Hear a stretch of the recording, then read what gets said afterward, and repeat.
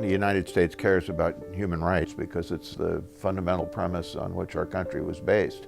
But it's more than that. It's also just a very hard-headed, pragmatic approach to the world to say if we want to live in a peaceful, stable environment in the world, then we need to pay attention to these issues and try to integrate it into our policy as best we can.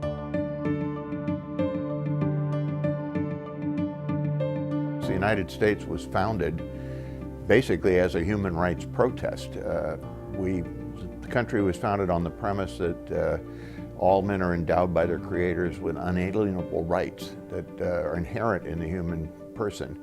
And it was the lack of respect for those rights that caused the original rebellion. So there's a great sympathy for that in the US population.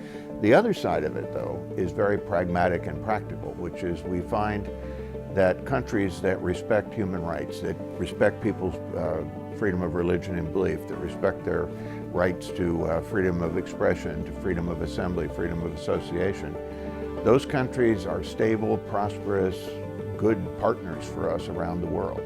And the ones who don't respect those freedoms tend to be sources of instability. They breed terrorism, they breed economic instability, refugee crises, and those kinds of things.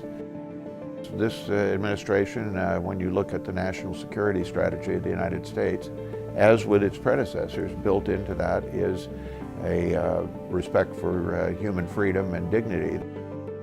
When we're looking for good partners to bring peace and stability in the world, you're looking at countries that have good human rights records.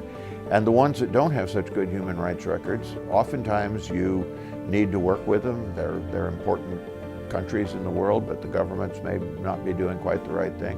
And so in those cases, we work to encourage reform in those countries to make them more human rights respecting and therefore more effective at being prosperous and stable partners that can help us in achieving our goals in the world.